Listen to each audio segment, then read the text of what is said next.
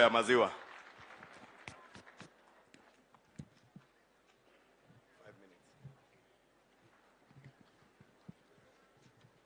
Your Excellency, the Deputy President, all protocols observed. Nimetoka Kiambu County, Githongori, Sub-County, wadi ya Githega, kijiji cha Meomia. Mimi ni mkulima na mimi ni hustler pia kama wewe, Your Excellency. Nimesoma masomo ya mifugo na sikubahatika kupata kazi, kwa hivyo sikukaa chini na mapato kidogo, nikaanza shamba langu la ng'ombe kama 4, na baba yangu akanipatia kataito kadogo, nikapewa loan, nikaanza shamba. Sasa niko na ng'ombe karibu 100 na wa maziwa, na nimejiinua na nikainua wengine pia kwa kuwapatia kazi kwa hilo shamba. Pia niko na factory kadogo na manufacture maziwa na nauza kwa mahasla kwa sababu hatujaweza kuingia kwa soko kubwa. Katika biashara ya ukulima wa maziwa tuko, Your Excellency, na mashida mingi sana ambayo tunapitia ama challenges za kila siku. Kwanza ni bei ya chakula. Bei ya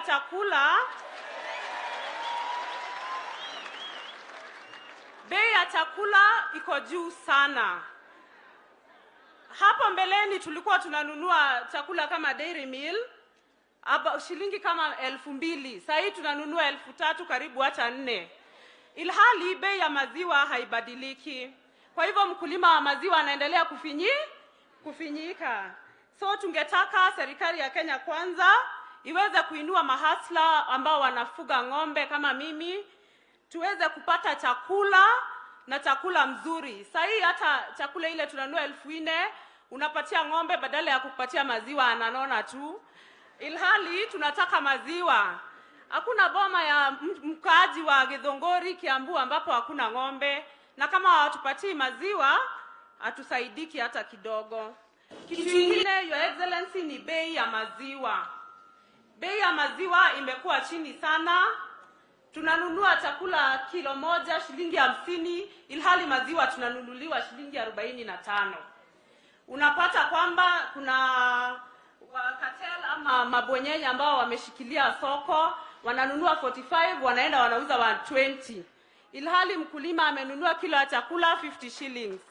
Kwa hivyo tungetaka serikali yako iweke mikakati ambayo itaregulate prices za maziwa.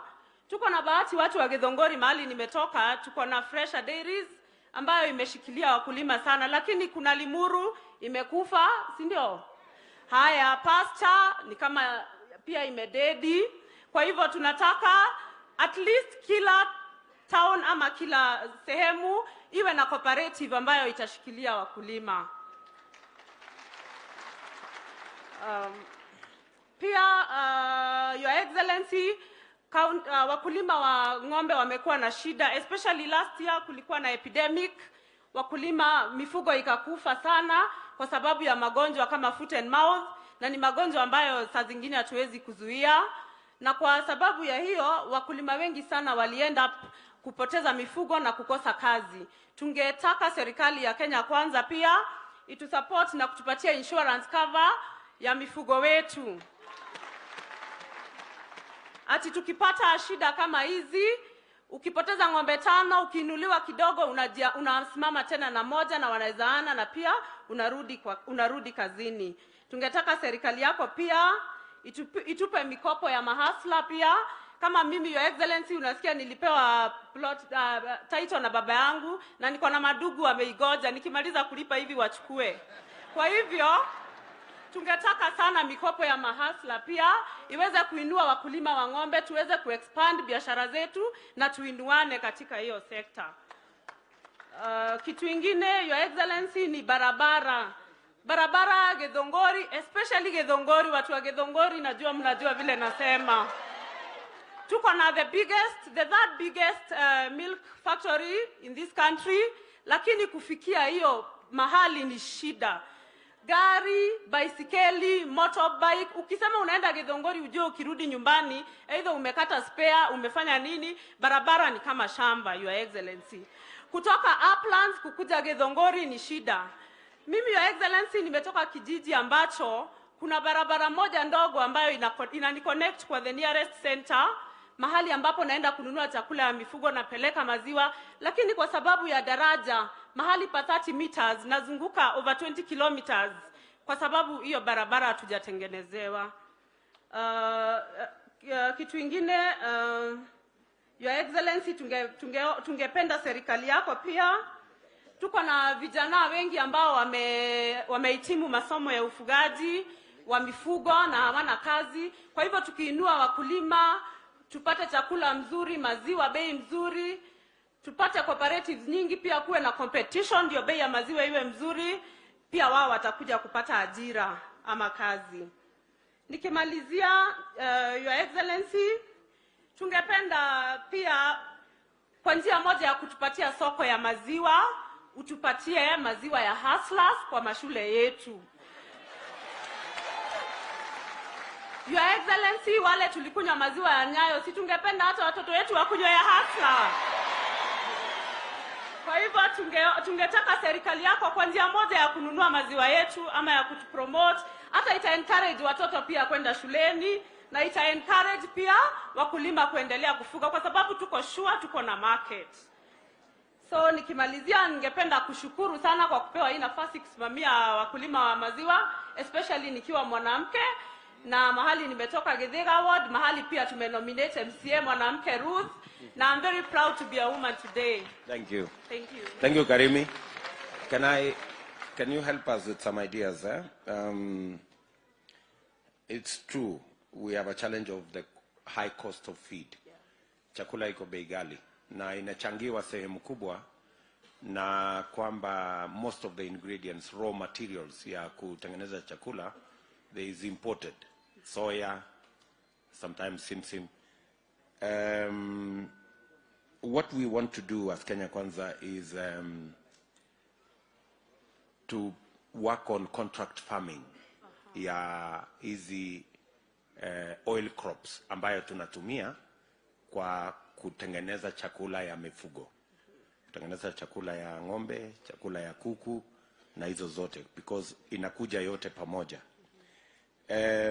Nyinyi kama wakulima wa ng'ombe ya maziwa, mnaweza kujipanga kwa cooperative ndio tukitafuta wakulima ambao watazalisha hiyo soya na ile mimea yote ambayo tunatumia kwa kutengeneza chakula, muko tayari tuwe na contract ama makubaliano kwamba wale wakulima wakizalisha na nyinyi mtanunua kutoka kwao badala ya zile ambazo zinatoka zikiwa imported? Do you think that is viable? It is very viable. It's very viable. Wakati tunajua ati tukikuza raw materials tutapata soko pia. Na tunajua hiyo soko, hapo tuko sure hata kuhusu quality ya chakula, si chakula tu lakini good quality feed. Good. So you think our thoughts can work, that we connect you as the end users with the producers of the raw material, so that there can be an agreement. And I agree with you, itatusaidia pia kuhakikisha kwamba the quality is right. Yeah. Tunakubaliana? Kabisa. Tumeshakubaliana tayari, tulikuwa na mkutano kama huu kule Kakamega na Busia, na walikuwa wanatuuliza wao wanazalisha simsim ambayo ni raw material ya animal feed, lakini hawana uhakika wa soko. Kama nyinyi sasa wale wakulima wa maziwa mtawahakikishia kwamba kuna soko, then watapanda hiyo simsim, watapanda soya na watakuwa na market, na nyinyi pia mtapata nafasi ya raw material. So that's the connection we need. Aya. Umesema ya kwamba Mnapata shilingi 45, 45 shillings per liter. Yeah, 44 fresher. 44. Is that the optimum? What do you think is a good price for farmers that does not also hurt the consumer? Your Excellency, ukiangalia wakati tunanunuliwa maziwa 45 shillings, hii maziwa inaenda inatolewa cheese, inatolewa ghee, inatolewa cream, hiyo maji ndio inauzwa 120. Tukaweza kununuliwa maziwa bei nzuri kutoka 60 shillings. Kwa sababu ya bei ya chakula, then tutakuwa kwa biashara. So, katika ile mpango ya Kenya Kwanza ya GMR, yani Guaranteed Minimum Return, wakati mkulima anaenda kuinvest, anajua akitoka pale atakuwa na bei ambayo anaelewa ni kiasi fulani, ndio ajue the amount of investment anaweka pale. So kwa maoni yako ni 60 shillings. 60. Tuliambiwa kule Kitale ya kwamba shilingi 45 inatosha. Haitoshi. Huko Kitale. Wakulima inatosha kweli? Haitoshi. Lakini pengine wale wa Kitale unajua wanalisha ng'ombe kwa nyasi, wanunui chakula. Tena Kitale kuna mashamba ya mahindi. Hapa Githongori kama mimi nimefuga 100 cows quarter acre. Sasa nitaweka mahindi wapi? Aya. So tuseme tutapata kuzungumza na wakulima ndio tu agree ile bei ambayo is fair to the producer and also not punitive to the consumer. Okay. So between 45 and 60 hapo, around hapo 50 na 60 hapo, karibu na 16. Okay, that is something we can have a conversation about. And then finally, Karimi, umesema kuhusu mambo ya barabara. Ulisikia nikisema hapo, za zingine tumejenga barabara na tumejenga barabara mahali ambapo haitupatii ile faida ya kutosha. Saa zingine tunajenga barabara inaenda kwa msitu. Na ili hali kuna wakulima wengi wanahangaika na barabara kidogo ambayo ingewasaidia kufikisha mazao yao sokoni. So, tungependa ninyi kama wakulima mtusaidie na specific roads ambazo mnajua zikitengenezwa zitatusaidia kufikisha maziwa yenu na mazao ya wakulima wengine mahali mnataka ifike, either kwa processor ama kwa soko market. And I will request you, before you go and sit down, you engage our economic team there so that you can make some suggestions. Okay. Sawa sawa? And then finally, Karimi, mambo ya credit. Ebu tueleze hapo kidogo. What are you thinking about? Hiyo ulipatiwa title.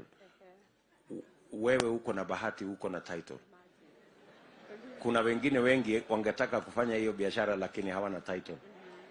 So what would be your suggestion from a position of a practitioner?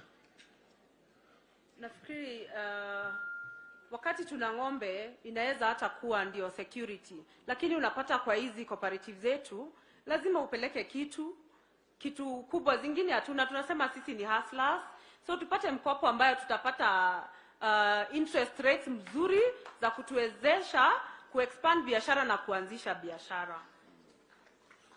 What kind of interest rates are you looking at that you think inaweza kusaidia wakulima waweze kupata mazao? Kwa maoni yako tu, sio something, just mawazo. Nafikiri hata tukapata nusu ya ile tunapata kwa mabenki ama close to hapo karibu na 5%. Huko chini. So, sorry. So two things. Ili to avoid mambo ya kusema lete title. Wakulima wakijiweka kwenye cooperative, kwa sababu lazima kuwe na njia ya kusecure ile pesa. So wakiwa katika cooperative, then tunaweza kutoa pesa ya serikali at 3%. Yes. Na nyinyi mpatiane kwa cooperative at 5%. Good. Nyinyi unaona hapo itakuwa sawa? Hapo iko sawa. Na wale ambao hawana sasa security inakuwa ni ng'ombe ile umenunua. Ndio. Hiyo ndio inakuwa security yake. Alafu juu yake tunaweka insurance. Ndio ng'ombe ikipotea insurance inalipa. Nzuri. You think that's a good proposal? Very good. Okay. Asante. Asante sana. One moment tuko na mawazo mengine, maswali kidogo. Kutoka Rigathi Gachagua. Asante sana. Your Excellency, ni kweli tuko na shida kubwa ya wakulima ya maziwa hasa hapa Kiambu. Na shida kubwa ni hii monopoly, kwa sababu kampuni mingi zilizazimishwa zikanunuliwa na kampuni moja. Na tunapongeza watu ya Githunguri Dairy kwa sababu walikataa kuuza fresha. Hii problem ya monopoly kama haijatatuliwa, hakuna suluhisho tutapanda katika hii sekta ya maziwa. Na hii maneno ya hii kumaliza hii monopoly iko mkononi mwenu na sisi wale mko hapa, wakulima na Wakenya. Ile monopoly ya maziwa ndio sababu moja tunalazimishwa project ya Azimio. Ndio ile mtu ya Azimio aendelee kulida hiyo monopoly. Kwa hivyo tukitafuta suluhisho, ni jukumu letu kuhakikisha ya kwamba hii project ya Azimio imeanguka. Ndio sasa tutapata nafasi ya kutoa ile monopoly. Ndio hawa wenye monopoly wasiweke bei, kwa sababu wananunulia sisi maziwa shilingi 40-45, wanachemusha, wanaweka karatasi kidogo, wanauza 120. Na hata hapa Your Excellency, hapa Kiambu iko mama moja rafiki yangu alitaka kuniletea maziwa, akashikwa na watu ya Kenya Dairy Board jiani. Hata hapa watu wakiwa Nairobi, mashemeji, marafiki, huwezi lete maziwa kutoka Kiambu lete mtu Nairobi akunywe, kwa sababu ile Kenya Dairy Board imepewa kazi ya kuhakikisha maziwa yote imeenda kwa ile kampuni ambayo iko na monopoly. So as we look for solutions, na Deputy President na sisi tunasikiza, pia nyinyi mko hapa na wakulima wote na sisi zote tuko na jukumu to restore the dairy sector, to make sure that Project Azimio does not see the light of the day, so that it does not come to protect that monopoly. Asante sana Mama Karemi. Thank you very much for your ideas. Tunashukuru sana. Haya, unaona ako na kampuni ya Excellency inaitwa Aziza Foods. Hiyo yenye anafanya biashara ya maziwa kutoka ng'ombe 4 mpaka ng'ombe 100. Asante. Next we will have from Tea, Coffee and Horticulture from Larry Sub-County, Mr. Benson Jongo. Na ni sawa ukimaliza kuongea unaweza salimia hasla. Benson, 5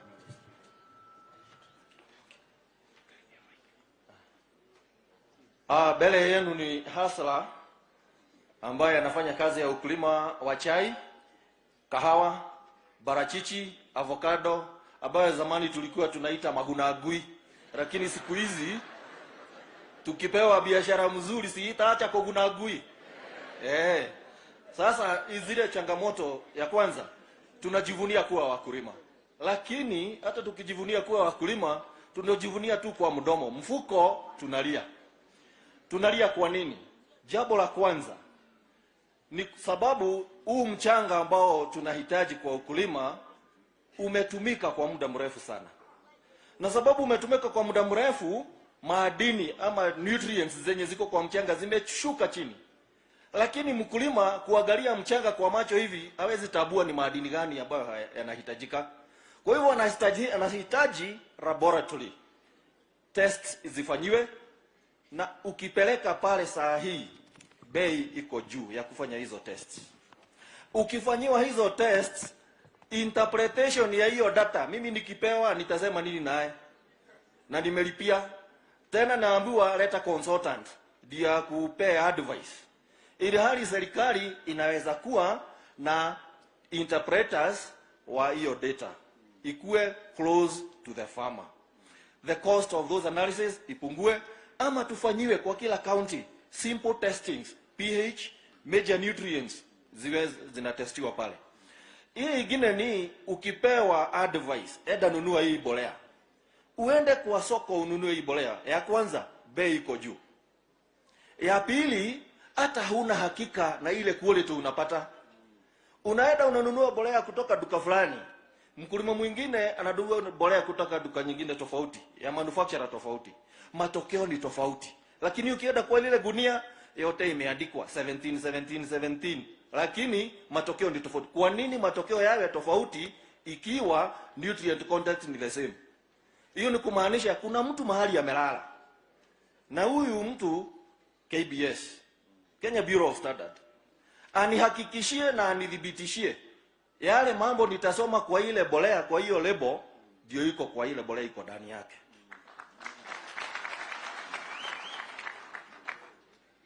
Ya tatu ndio tunasema that high cost and the quality. So what do we do? Tutafanya nini? Kama serikali tugeomba tuwe tuna mambo ya taxes ya agricultural inputs. Hakuna haja niambiwe nilipie kwanza alafu nikuje nirejeshewe na KRA. Sababu itabidi nikuwe na pesa kwanza ndio nilipe. Hiyo pesa imetoka kwa production system. Hainisaidii. Ikirudi baadaye nitakuwa nimepoteza gharama ile nilikuwa nimefanya na muda umepotea. Hiyo ingine ni mambo ya kuwa sina hela. Kijana ametoka shule, hasla, ako na nini? Tumesikia mtu hapa, mwanadada hapa, alikuwa na bahati, babake alikuwa na title. Kuna hao ambao hawana title, lakini nimepewa kisehemu kidogo na babangu. Tuko watu watatu. Sasa utaweza nisaidia nini? Kwa nini tusipewe startup capital ya agricultural production? Ambayo nitapewa muda. Kama mimi ni mzalishaji wa chai, tunajua vizuri sana nitaanza kuvuna chai baada ya miaka 3. Kwa nini nianze kulipa next year? Kwa nini nianze kulipa in 3 months? Na pesa itatoka wapi? Ila hali ile pesa nimekopeshewa haijaanza kuniletea mazao. Kwa hivyo mtu aanzie kulipa ile loan kulingana na muda wa ile project anaenda kuweka. Kama ni mtu wa maziwa anaweza kununua ng'ombe aanza kuzalisha maziwa 2 months, 3 months. Mkulima wa maharage ama vegetables 3 months ataanza kuuza. Mkulima wa kahawa probably 3 years. Majani chai 3 years, the same kwenda juu. Hiyo ingine ni kwa hizi mazao za chai na kahawa na barachichi, avocados, ambazo huwa zinachukua muda kwa shamba. Saa zingine zinakuwa na outbreak ya magonjwa na wadudu waharibifu, the pest and disease outbreak. Hatuna uwezo ambao uko kwa usawa sisi wakulima wote. Kuna wale wakulima wataweza kuzuia yale magonjwa, lakini jirani hana uwezo. Itafanyika nini? Atazuia magonjwa, lakini baada ya muda kama siku 3-4 ugonjwa unatoka kwa jirani yake unarudi. Kwa nini tusikue na control programs? Tukiwa na agricultural extension service providers, wanakuja wanazunguka kwa haya mashamba, wakiidentify ugonjwa ama wadudu waharibifu, wanasema ile dawa tunatumia ni hii. Inaanza kutumika pande moja ya wazalishaji mpaka pande ile nyingine. Inawekwa kwa siku 2, siku 3. Magonjwa hayana mahali pa kukimbilia, wadudu hatakuwa na mahali pa kukimbilia. Lakini saa hii iko erratic. Huyu anazuia, huyu hana. So inaleta shida. Then it also increases resistance. Yule alitumia dawa tofauti, huyu alitumia dawa kidogo. Madudu yanapata resistance pale, yanarudi hapa. Hata kitumia hiyo madawa haitoi matokeo mazuri ambayo tungehitaji. Hiyo ingine ni mambo ya bei. Kwa nini tusikue na kitu inaitwa guaranteed minimum returns ambayo ulisema, lakini hii guaranteed minimum returns nani anaiweka? Tuhusishe mkulima, tuanze na yeye. Gharama ya kuzalisha iko ngapi? Ugiwa kama hii pesa ulikuwa umeendea bank iko na 10% interest, weka pale. Sasa ukishaweka hiyo 10%, sasa tafuta faida ya mkulima. Hiyo ndio inaitwa sasa guaranteed minimum returns. Mkulima atakuwa kwa biashara. Hiyo ingine ni mambo ya soko. Soko kivipi? Kuna mtu unaona sasa hii tunasema barachichi, wakati huu tunaongea saa hii makorofia, mwezi wa 5, mwezi wa 4, mwezi wa 5 hayana bei, lakini hatujui ni kwa nini. Alafu tunapata mwezi wa 6 ambao wenye wanauza ng'ambo wana uhakika itakuwa na bei, lakini hawatoa bei, sababu sisi hatuna hiyo information. So kwa nini tusikue na platform ambayo inaweza chukua hizo zote, soko zote, kila mkulima anaweza, hata akiwa kwa kasimu kababe, anaweza tumiwa ka ujumbe, wewe ni mkulima wa avocado, bei itapanda siku hii, ama mahitaji itakuwa kwa soko itapanda siku hii. Hiyo ingine ni wide variation, ama gap iko kubwa sana from research to the farm. Research unapata imefanyika, tuende University of Nairobi, papers zimejaa huko za research findings. Inasaidia nani? And yet it is funded from taxpayers money. Kwa nini research findings ziziletwe karibu na mkulima? Kwa hivyo tunapata mkulima ataweza kupata this information, new technology, innovative technology ambayo wamefanya, na mkulima atainuka. Hiyo ni vitu ambayo ilikuwa inakata across the various crops. Nataka nipe muda kidogo niingie kwa sekta tofauti. Nianze na sekta ya chai. Changamoto ya kwanza at the farm level, from the factory level, kitu ya kwanza ni tea hawking. Unapata mtu alipata leseni ya kusiaga chai, lakini hana chai hapa Kiambu. So anafanya nini na license na kuja kuchukua chai huku Kiambu? Chai hiyo ananunua 17 shillings. Inaenda kusiagiwa kwingine. Mkulima amepewa tu hiyo 17 shillings. Lakini ukiangalia ile pesa amepoteza pale, sababu hatapata pesa ingine zaidi. Ukilinganisha na factories za KTDA, zinapata kama ukianzia 21 shillings per month. Hapo wamepoteza 4 shillings. Kuna bonus inakuja. Huyu mwenye hawking hatapata. Over and above, what does that hawking also do? Ina encourage theft ya chai usiku. Mimi naamka asubuhi napata chai yangu imechunwa, sababu yule hoka ama yule mnunuzi wa chai atakuja kununua. KTD haiwezi nikuchukulia kama sina namba, lakini huyu mkulima hana utaratibu, huyu mnunuzi wa hoka hana utaratibu wowote. So it is encouraging theft of tea.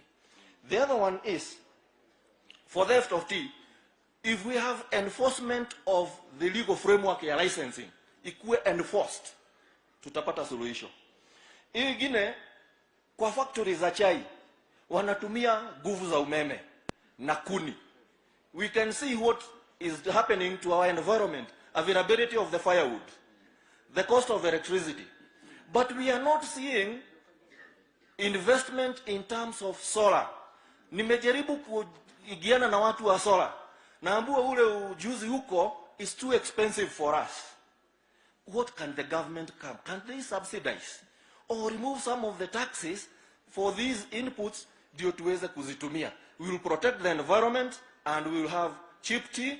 We will reduce on our carbon mileage.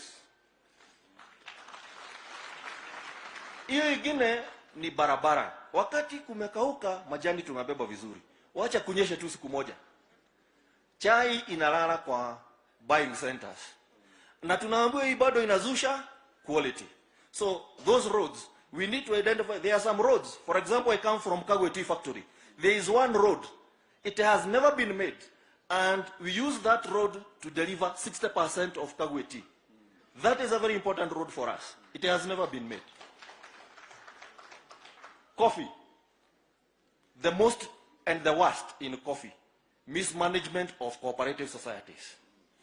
If we had good management of cooperative societies, tunachaguliwa kuingia kwa coffee cooperative societies tukiwa maskini. In 2 years mtu anaenda na Range Rover. Tunaona hiyo ni pesa yetu. Lakini tukijaribu kama wakulima kufuata yeye, hatuna uwezo. Yeye ako na pesa ile alituiba, alitupora. Kwa nini tusiwe na sheria ya kulazimisha huyu mtu ile pesa alipora irudishwe kwa society? And because we have I'll give over, hand over, because there are other more contributions, I'll hand over this report. I know it will get you. Hasala mwenzangu. Thank you very much, my brother. You have a lot of information. I am really surprised that you have a wealth of information. Pongezi. Thank you. So, Bwana Ndung'u, umesema mbolea tuhakikisha kwamba is of the correct quality. Yes. Na pia tuhakikisha kwamba iko katika bei ambayo mkulima anaweza kulipa. Yes. At the moment, bei ya mbolea ni kama shilingi ngapi kwa saa hii? DAP ukienda kwa soko is between 6,000 6,200. 17 5,800. CAN 4,500. Depending on where you are. Yes. So I remember we had brought it down to 2,500 at some point. Sir, can I tell you the problem? Yes. The problem is the subsidized fertilizer is only available at NCCPB stores. And not all of us are able to go there. The other one is the bureaucracy involved in accessing the store. That is the one.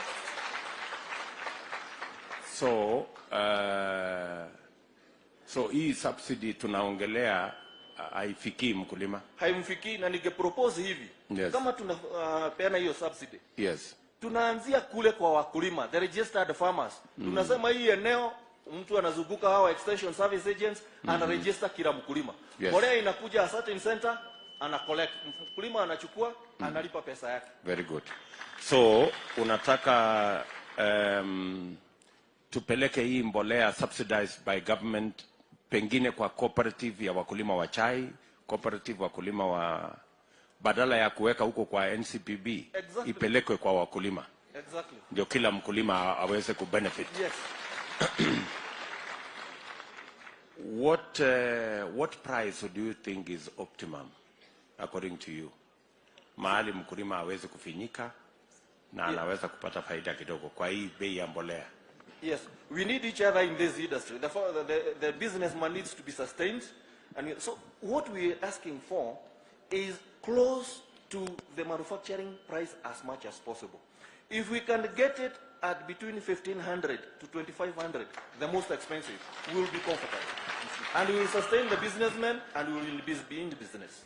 So unasema turudishe hii bei irudi pale kwa 2,500 mahali tulikuwa tumeipatia. Hata ikiwezekana na ifike kwa wakulima wote. Kabisa, msamishima. Sawa sawa. Haya. Ya mwisho. Nakubaliana na wewe juu ya startup capital. Hapo umezungumza vizuri sana mambo ya startup capital ya wakulima. Mimi nataka nikuulize credit kawaida wakulima wa sekta yenu wanatoa wapi credit? Is it Agricultural Finance Corporation? Do you get any facility? We don't get from AFC. It's the commercial banks. Yes. And through the SACCOs, yes, we come and aggregate ourselves, yes, and then we get assistance from for example, right now, we get through K-Unity, or those are the SACCOs that we have, and commercial banks. What is the interest when you borrow? It's coming between 12 and 14%. Yes. Do you have any farmers that borrow money from Agricultural Finance Corporation? Getting from Agricultural Finance Corporation, the requirements are just way too stringent that the common farmer cannot afford. It's only affordable. It's only affordable by those people who are able to buy tractors and other equipment. Mkulima wa kawaida anahitaji jembe na knapsack kwa mgongo, hatapata.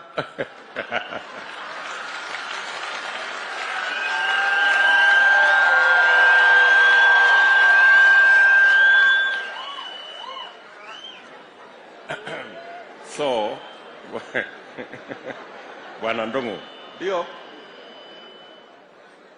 so umesema ya kwamba kama ingewezekana, wewe kama unapendekeza, ni tufanye vile tulisema kwa ule mama wa dairy, kwamba mikopo ya sekta ya production kama kilimo tuilete chini, ikuje pale kwa 5%. 3 to 5% will be okay. 3 siko chini sana. No, I'm aware we have international lenders. Correct.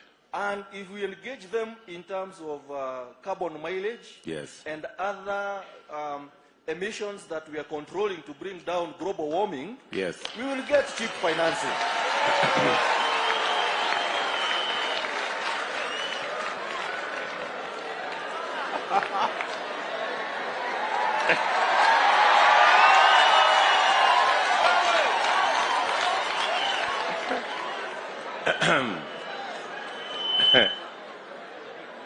Aya, sasa Bwana Ndungu. Yes, sir. Bwana Ndungu, mimi nakubaliana na wewe kwamba if we can link credit to farmers, Yes. to the money we borrow internationally, Yes. we can actually make it at 5% or between 3 and 5%. Yes. Na there is absolutely no reason why farmers should be paying more than that, kwa sababu ndio inaongeza gharama ya maisha, kwa sababu ndio inaongeza bei ya vyakula. Si namna hiyo? Ndio. So your suggestion is that we deal with the elephant called credit. Exactly. Na mki-access credit kama wakulima, mnaweza kuproduce more. Yes. And you can produce cheaply. Yes. Si namna hiyo? Ndio hiyo. Alafu nimalizie kwa kusema ya kwamba hawa hawkers wa chai to enforce sheria. Yes. So that's just an enforcement issue. Just enforcement. Na kwa wale ambao wana nia ya kuendesha serikali ya Kiambu County, naona mko na candidate hapa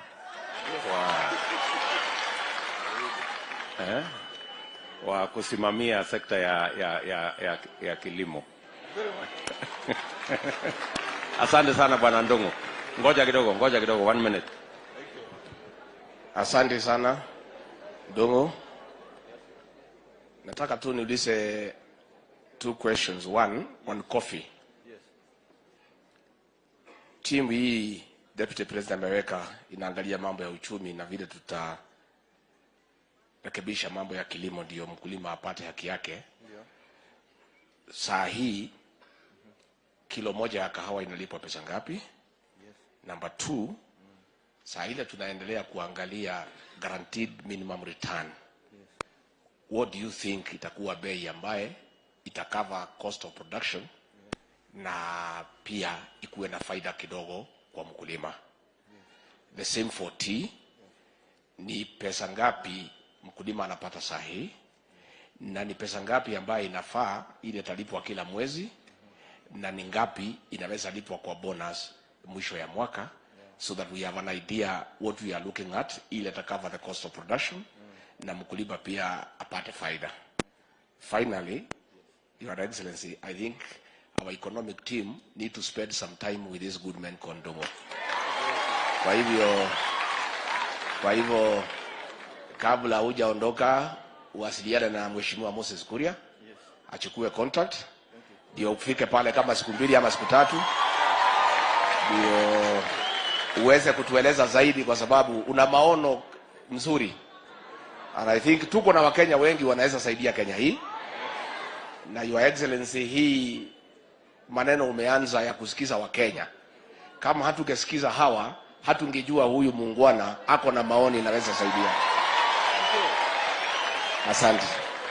Now, currently, kwa wakati huu, bei is varying. Kuna especially for the coffee industry, there are some who are getting around 100 shillings in Nyeri. In Kiambu, we are getting 57 shillings. That is an average of 80. I had one incident only when we had about 103 shillings. And this is varying depending on how well managed the society is. And this is why I said my main concern in the coffee sector is the mismanagement of cooperatives. Now to the issue of the prices, if the farmers are able to get a minimum of 80 shillings, it cannot go below 80, they'll be making a minimal profit. So we also need to engage because different localities have different challenges. If we are able to manage the diseases, because that's a major one, and the pests, and then we increase production, even at 80 shillings, they will be able to make some money. The challenge now is the volume of production is low. So even if we paid them 200 shillings, they will still not be making money. Now, the other one on issue of the tea, you asked about the tea, on the monthly and the bonus. If we are able to access different markets, apart from the traditional markets that we've always been told. Right now we're being told there is war in Russia, so we expect prices to go down. Kwani Russia ndiye nani kwa dunia hii? Hakuna mwingine anaweza nunua chai. We sell very little tea to Americas. We sell very little tea even locally here. What I'm seeing ni soda. Supposing all these people consume tea, si tutakuwa na pesa ya kulipa wakulima wa majani chai. So competition from the local other soft drinks. Why don't we encourage local industries to process tea that I can walk into a kiosk and get a bottle of tea? It will bring up the prices and stabilize the prices. Thank you. So, thank you. Yes. So thank you very much, Bwana Ndongo. Yes.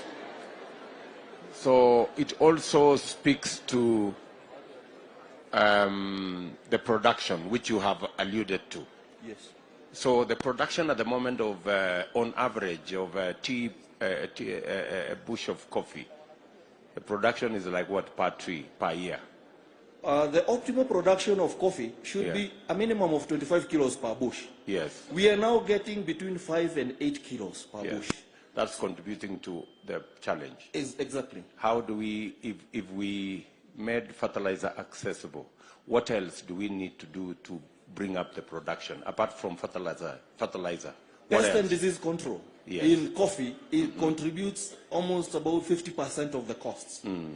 The other one is the issue of now uniformizing the controls, so that we have, like, if we get locusts, we do an aerial spray. Yes. But in this one, why don't we provide even if we give the chemicals, the pesticides to farmers on credit, and then we told them, from today, you have 3 days to apply this. Yes. We will be able to combat these pests and diseases. Correct. Yes. So we coordinate and synergize. Exactly. So that we maximize on making sure that pests are dealt with. Yes. Okay, so I hope we can borrow at least a day or two of your time to spend time with our economic team. Ndio utusaidie na mawazo. I'll be very much obliged. Sawa. Asante sana Bwana Ndongo. Permit me to say just one thing, just a quote, and this is what encourages me. And I will say it in English. Mwenye hataelewa Kizungu si utaongea na rafiki mwenzako atakuta. You know, once in your lifetime you'll need a lawyer. Once in your lifetime you need a doctor. Once in your lifetime you need a policeman. But 3 times a day you need the farmer.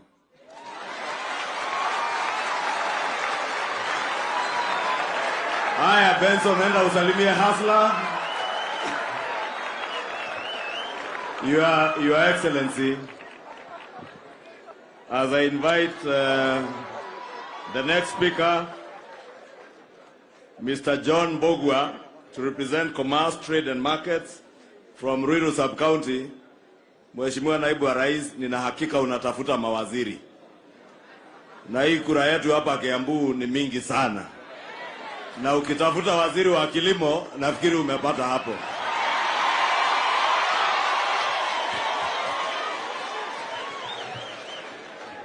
Thank you.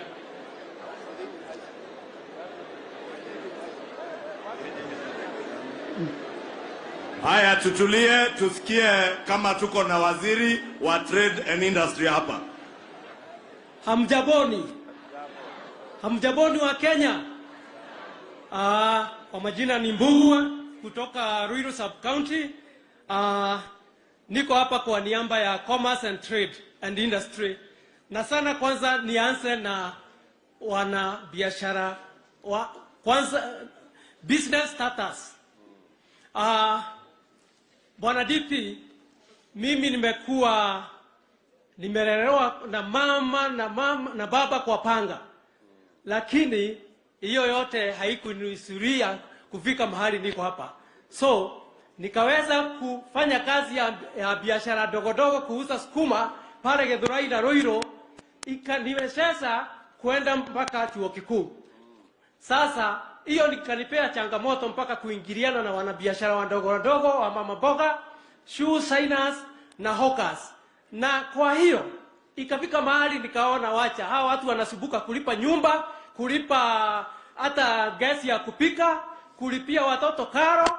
Nikaanza kampuni kuwapea mikopo ya shilingi 100, shilingi 200, shilingi 500 hadi shilingi hata 50,000, na hiyo ikafanyika. Lakini wakawa na changamoto juu ya uchumi kuwa gumu zaidi. Hawa watu hawakuweza, baadhi yao wakashindwa mpaka kulipa ile mikopo. Juu ya nini? Ya changamoto mbalimbali. Uchumi saa hii ukisikia uchumi uko 3%, hiyo inamaanisha mpaka pale mashinani hakuna nini? Hakuna pesa. Hiyo ni kumaanisha wale wa mama hajiwezi, yule shusaina hajiwezi. Kwa hivyo kwa niaba ya wafanyabiashara, makamu wa rais, tuko na changamoto kubwa sana. Kwanza wale wanaanza biashara, business starting fund, that is venture capital fund, tugeomba agarau mtu yote anaanza biashara yule ako na noble ideas, because you have very noble ideas going to the grave whether we like it or not. That's the situation. Kenyans wamesoma, so we can have business starters fund. So bwana makamu wa rais, hiyo itasaidia hawa graduates umesikia wako wanaenda Kwale with very noble ideas. Second point, guarantee fund, loan guarantee fund. Each and every sub-county should have loan guarantee fund for all the business starters plus the ongoing small businesses. That's why these small businesses are failing with the reasons. Because inafika mahali unataka shilingi 5,000 unasunguswa na wanabenki, interest rate kule kwa benki ni kubwa zaidi, excise duty ni kubwa zaidi, processing fee ni kubwa zaidi. What do? You coil. Hiyo biashara inafanya nini? Inaisha. Umecreate business kwa watu wengine, umecreate employment kwa watu wengine. So hiyo biashara inakufia hivyo just because of 5,000 shillings. So we request your coming government to consider or set aside an authority to have venture capital fund for business starters and ongoing businesses. Second, to have loan guarantee fund for each and every county. And we should, if possible, have a kitty for that and an authority for that. Hiyo itatusaidia sana. Next, kwa county zetu utakuta kuna business permits na licenses. Why can't we have only one single permit or one single license badala hii milolongo ya licenses?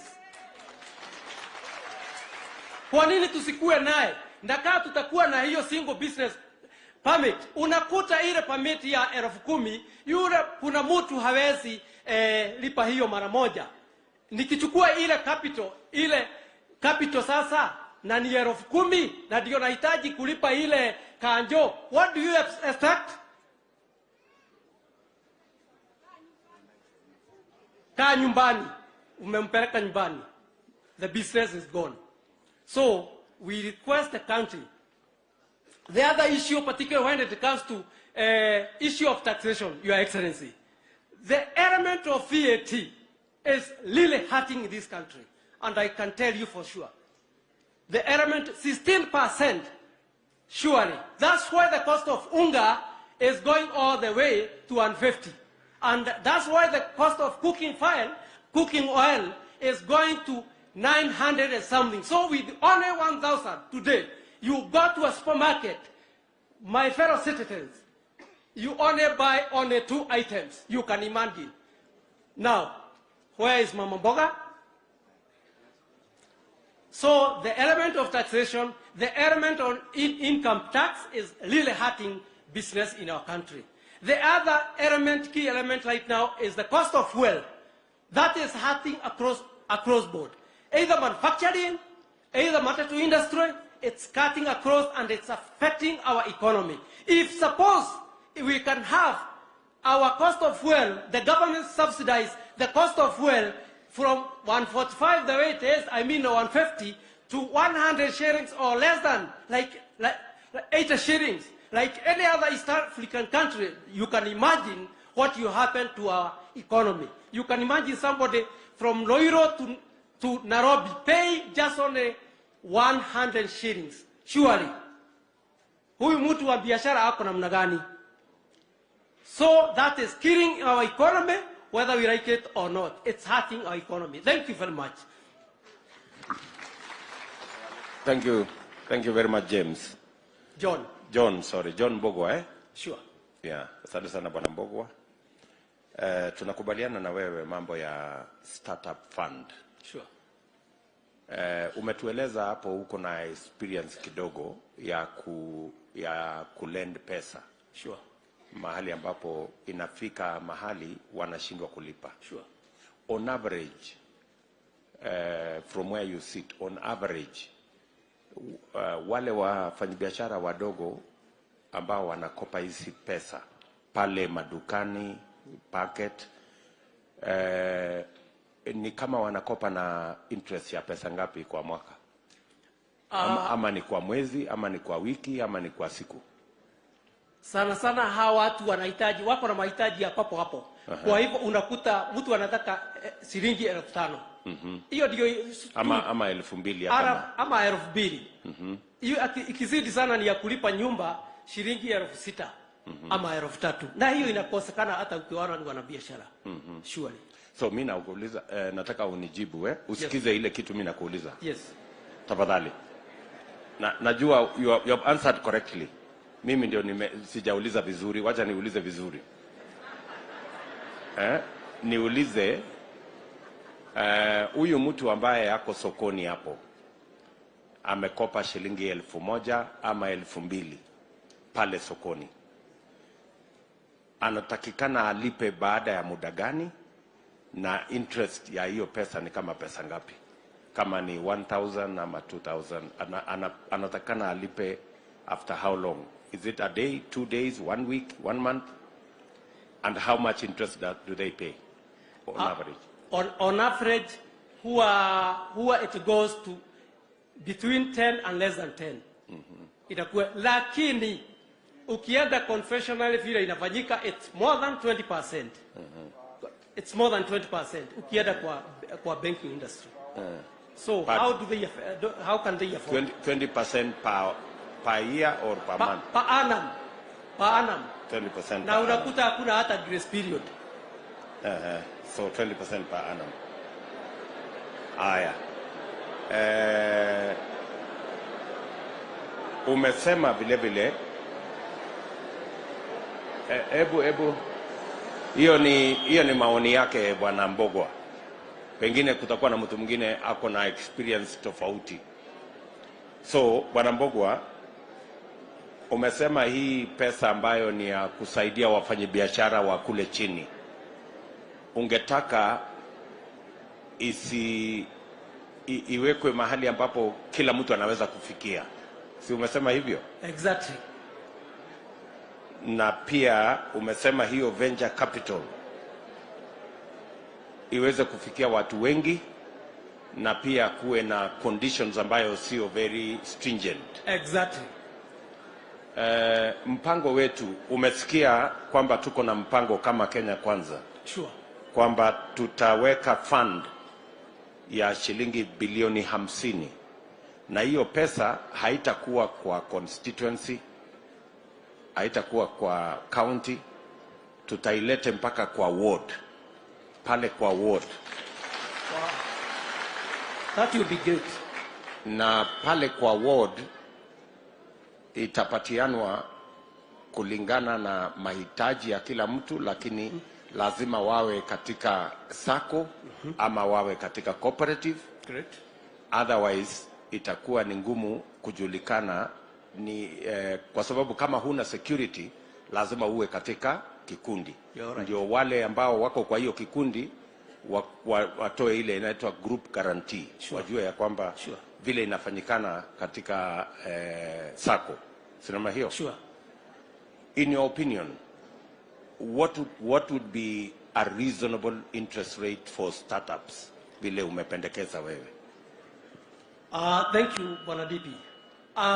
For starters, I wouldn't advocate any interest rate. I would advocate these people to be given 1 year for them to do business. Then you can give them an interest rate of 5%. That grace period. So we give them an interest free for 1 year. Yes. Mpaka ile biashara iendelee. Yes.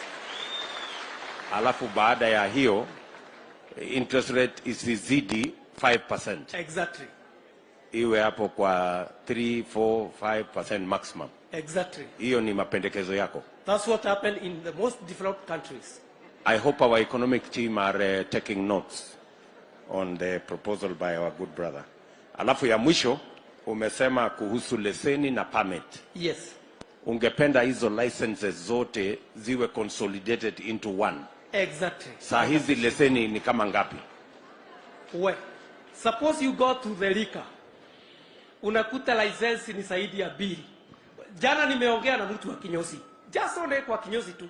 Unakuta kuna business permit, unakuta huyu mtu yako na fire extinguisher. Now you can imagine. Just music copyright juu yako na music ya kuattract the customers. I mean, na huyu ni mtu wa kinyozi. It's bad. Tumeambiwa ya kwamba leseni on average ni kama 10 pale kwa business premise. Yes. So wale ndugu zetu ambao wanatusaidia wanaotafuta uongozi wa county, mumesikia vile John Mbogwa Sure. anasema hizi leseni kama itawezekana zipunguzwe, kuwe na leseni moja, mtu akishalipia basi biashara inaendelea. Sure. Sawa sawa John. Bwana DP, ukiniruhusu kidogo. Just on 1 minute. We normally talk of Asian tigers. Why should we be talking of Asian tigers? Why can't we have an African tiger, that is Kenya? We Asante. are importing pencils. We are importing toothpicks from these countries. Why? Why can't we have we can have our counties or our constituencies, one constituency to produce pencils, the other constituencies to produce toothpick, the other constituencies to produce shoes. So why can't we be a net sponsor in Africa? Thank you. The reason is because we haven't had this conversation. Sure, I believe. Bwana Mbogo, just a quick one, eh? Yes. Wakati, because you said you do some lending. Yes. Or at least you are involved with some organizations that do some lending. Yes. On average, what is the default rate kwa wale wanashindwa kabisa kulipa? Okay. Just roughly. Yes. And then 2, what happens when they have defaulted? What is your recourse? What do you do to them? That's another experience we experienced. The default rate was almost 20%. Now, and it's huge. You can imagine that was from my saving, the saving I got. People are going with 20%. So that was a big challenge to me as far as I'm concerned. But if I had this fund, I would have.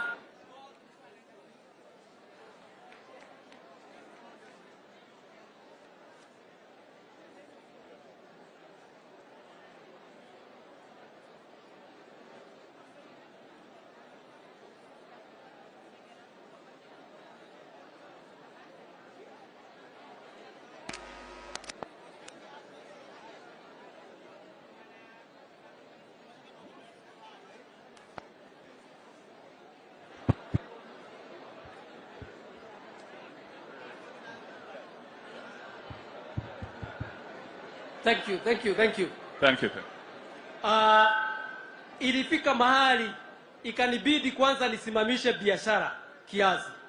Juu hawa watu 20% ya pesa ilikuwa umesave, ni pesa yako umesave ili uinue wafanyikazi, uinue wanabiashara wenzako. Sasa hiyo ikabidi ile biashara ikawa juu wako na changamoto, ile biashara isimame. Na ni kawaida mpaka wale wanabiashara tuko nao hapa. So hiyo ni changamoto, na ndio nasikia nikisema mambo ya venture capital funds na a loan guarantee fund. Thank you very much. Okay. Thank you. Haya, asante Mbogwa, huku jibu wale wanashindwa kulipa.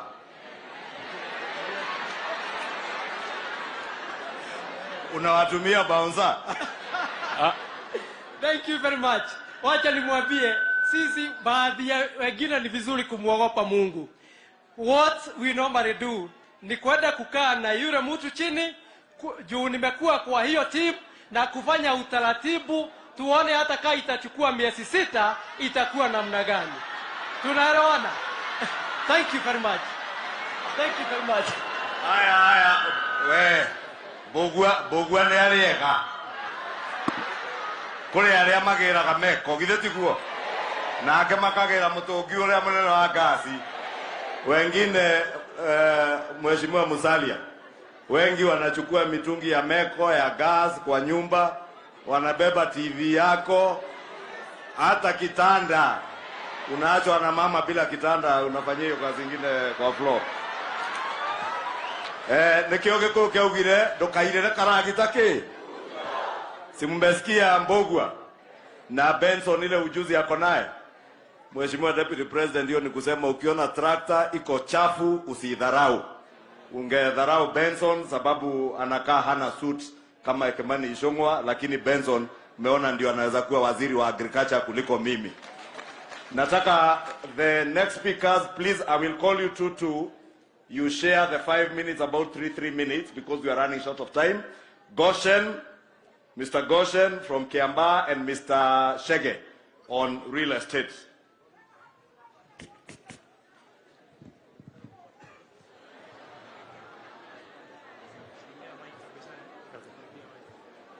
Chairman, Your Excellency, and all the protocol observed. This morning, I'm very happy kwa sababu ya ile hope tumekuwa nayo kusikizwa na zile swali ambazo umetaka kujua kutoka kwetu. How? Kampuni yangu inajiita Goshen Real Estate. Tuna deal na mambo ya kulipisha nyumba, kudevelop and all that. Mali nilianzia kulipisha nyumba as an agent. Nao tumeendelea kidogo, tumepata kuanza kudevelop pole pole. Na changamoto zenye ziko pale ni mingi, na hii serikali ambayo inakuja tuko na matumaini sana, kwa sababu kama umetusikiza na umeniuliza how, which I'm about to say how, kama vile tunaweza fanya Ruaka, Kiambu ikue bedroom, na siku hizi Mr. Ishongwa inakuanga bedroom with a master. Kwa hivyo tunafaa tuitengeneze ikue better na zaidi. Ile kitu sana tunapitia kwa hii maneno ni kuwa approvals zinachukua wakati mrefu sana. Tena vile ukienda kufanya change of use, yet uko na watu wako kama architect and engineer, tena inakuwa imechukua wakati mingi. Kwa hivyo watu wengi sana wanatumia njia zenye ni za mkato. Kwa hivyo tukakuwa na mahala kama kitu inaitwa one stop, inaweza kuwa mzuri sana. Hiyo kitu inatengenezwa haraka, mtu anaenda anatengenezea watu nyumba, mahali ya kuishi, na yenye ni very much affordable. Ya pili ni pale kwa mjengo, inakuwa fundi na pia watu wa mkono wanakuwa hata insurance hawana.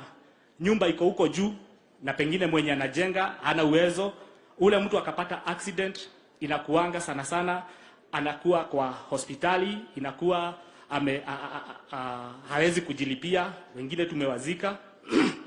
Lakini najua hii serikali inaweza kuja iseme bima ya wale watu wadogo, at least hata mtu akipanda huko juu kwa nyumba akianguka ama kukue na accident, anakuwa amejaliwa hiyo, ameshughulikiwa. Your Excellency, pia kuna hii maneno ya China vile wamekuja hapa, especially contractors. Unakuta hakuna mtu mchina anaweza kuwa na kitu inaitwa pending bill, but sisi wadogo wenye tunapata tu contract tudogo, unakuta pesa ya last year but one pengine naenda inakutiliwa na serikali nyingine, haijalipwa, na hii pesa ulienda ukakopa na serikali nayo haitaki kukulipa. Unashinda kwa ofisi zote left, right and center ukijaribu kufuata ile pesa yako. Dakika ya mwisho kale ka kitu ulikuwa nako kanakuja kanachotwa. Na wanachota kama vile Waishongo amesema hapa, ati hawakuachia hata kitu yoyote, hata kitanda yote wanabeba. Kwa sababu gani? Ile pesa yako bado iko kwa serikali. Lakini hawa wa China unakuta wanapewa zile ready contracts with money. But for us ni ufanye utafutiwe. Kwa hivyo sisi wa Kenya pande hiyo tunahitaji, ama watu wa Kiambu ndivyo tupeleke Kiambu ikuwe a proper bedroom.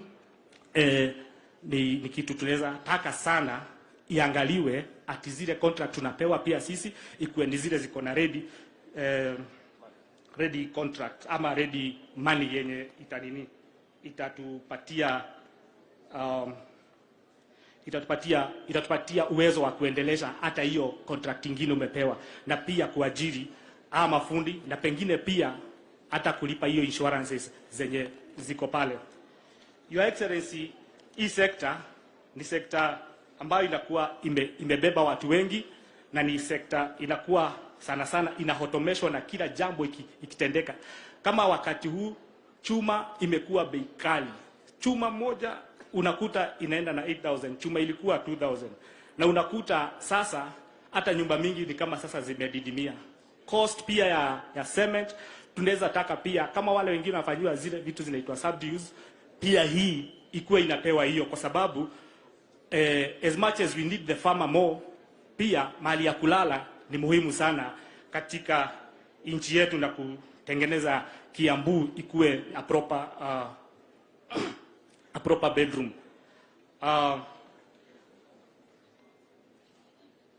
Access road pia ni kitu kingine inatuchangia sana. At least government ikaingilia itutengenezee mabarabara, at least iweze kuweka hata kama ni street light, na pia hata kama ni zile bitumen road zile zenye gari hata zikiingia hazikwambi, at least mtu akienda town anakuta hana matope sana, na inakuwa serikali tunaiongeza iomba sana yenye inakuja iangalie hiyo masirahi ya uto tu barabara tudogo, ndivyo pia hawa wajezi waendelee kufanya kazi na bidii na kutengeneza Kiambu ikuwe kaunti mzuri. Pia kuna mfano ya Dr. Mutua, zile barabara anatengenezwa kwake ziko salama. Siku za Governor Kabogo ulikuwa unaenda unapata nini approve haraka, na pia ulikuwa unapata hakuna pending bills. So tungetaka pia tusome kutoka kwa hiyo. Asante sana. Tasimama tu hapo nimuulize Shege from Kikuyu, you add on to the few points then zijatajwa. Asante sana Your Excellency, naitwa Chege kutoka Kikuyu. Yangu ni mawazo tofauti ya affordable housing. Your Excellency, when you in Murang'a, nakumbuka tulisoma kwa magazeti ulimuuliza Senator Kang'ata atafute shamba ndio pale mtajenga manyumba. Ningeleta mawazo tofauti. Watu wa Kiambu wengi wana title deeds. tungeingia private public partnership, jinsi kwamba wenye titles serikali ambayo inakuja ya Kenya Kwanza iwe na expansion of the National Housing Corporation, to reorganize National Housing Corporation, iwe ni body ambayo inaweza simama katikati ya huyu mtu anaboro pesa za kujenga nyumba using the titles na the banks that are going to give the credit. That is one. The other source of credit inaweza kuwa inatoka externally. Like one of my friends, ule mwenye amepewa taji la Minister for Agriculture, there's external funds about the government can borrow that can be on lend specifically to build affordable houses. Tuondoe serikali kwa ujenzi, tuilete kwa wananchi. Na itakuwa ni system ya bottoms up ambao kila mtu ataweza kujenga labda flat ya units 10, anakodisha zote 10, anakula 6, serikali inachukua anakula 4, serikali inachukua 6 kulipa ile kodi ama kulipa ile loan. That way tutaweza kumaliza slums within a very short time. Your Excellency, if you think of what the leakages would be, kama ile mpango umekuwa nayo muhimu sana ya TVETs. Vijana wa TVET ndio watakuwa kijenga madirisha ya hizi manyumba. Kama kwetu Kikuyu, vijana wa TVET ndio wanajenga madesk ya mashule. If we could roll this one out across the country, tunaweza maliza shida ya ajira kama hapa Kiambu. Kwa mfano, if we are doing like 100,000 units of houses today in Kiambu, wale mafundi wataajiriwa mahali pale, mafundi wa mawe, mafundi wa mbao, mafundi wa rangi, madriver wa trucks, watu wa hardware, supermarket ile iliyo karibu, hata mama getheri wa kuleta kwa mjengo. The bottom up approach itakuwa imegenerate a lot of activity ambayo itasaidia kila mtu. And this one can be done across the country, whether it is Eldoret, whether it is Mombasa. Na hii project ukisonga nayo your deputy Mheshimiwa Rais wetu wa 5, every Kenyan atakusikiza vile we are getting this as a bottom up approach, tutoe serikali kwa ujenzi. Like we did the construction ile imefanywa pale Ngara ya affordable housing. Ni one contractor ame benefit. Na ni Mchina na Wakenya wengine wale wamehusikana na yeye. Lakini if we were to do this, we empower everybody across the nation all the time. Asante sana. Thank you. Thank you, Bwana Shege. Is that correct? Yes, Shege. Yes. So, I agree with you. Wakati nilisema pale Murang'a, sikumwambia ule Kang'ata tununue. Hapana, nilimwambia tu identify. Ili tuweze kufanya hiyo unasema public-private partnership. Ile kitu serikali lazima itasimamia so that it becomes truly low-cost housing. Shida ambayo tuko nayo ni kwamba yule developer anataka faida karibu mara 3. Anajenga nyumba ya $1,000,000, anasema anauza $3.5 Kama tutasaidiana na yule ambaye ni mwenye title, tutampatia credit guaranteed by the government. Na hiyo credit pia tuna extend kwa yule ambaye atanunua hiyo nyumba. Mwenye kununua hiyo nyumba lazima pia iwe ni nyumba ambaye ni affordable. So sisi wote will become beneficiaries. Wewe kama land owner, serikali tunataka watu wapate nyumba ya kuishi, na yule mwenye ananunua anapata kwa bei ambayo ni sawa sawa. So what the government will do is to assist the developer with credit, but the developer must also sell at an agreed price, ili asi-exploit wale ambao wanataka kununua, so that nobody makes super profits. Tunaelewana Bwana Shege? Na hapo tutakuwa sasa tunaelekea pale nilikuwa nasema hapo, nikisimama hapo, ya kwamba tunataka wale wanalipa rent, yes, waanze kulipa mortgage.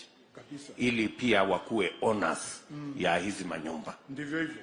Kwa sasa wale watu wengi mwenye faida kubwa ni yule developer. Kwa sababu yeye ni anaendelea ana collect rent. na yule analipa rent mpaka anazama, anaenda tu nyumbani bila chochote. So that's the agreement. That is, we must strike a balance. But you have the right concept. Na vile umesema, kama tungejenga 100,000 houses hapa Kiambu, tungeajiri vijana 800,000. 800,000 young people watakuwa kazini. It's doable. It's doable. Na wewe unakubali it is doable? It's very doable. Very good. At least we agree on that particular subject. Yes. Na pia hata slums tutamaliza mara moja. Na slums tutamaliza. Kwa sababu wale wanaishi kwa slums watapata nyumba affordable mahali wanaweza kuishi. Hata wale wenye title ndio wamejenga slums. Na wamejenga slums kwa sababu hawana credit. Hawana credit. Yes. Tukiwapatia credit watawacha kujenga slums, watajenga nyumba mzuri. Nyumba mzuri. Kweli kabisa. I think we have a deal. We have a deal, Mr. Chege. Thank you, sir. Hapo tutaendelea kuongea hiyo maneno. Thank you, sir. Hiyo ni mzuri. Asante sana. Thank you very much, Goshen. I hope hapo Chege usemi baba yangu ndiye amejenga slums Kikuyu.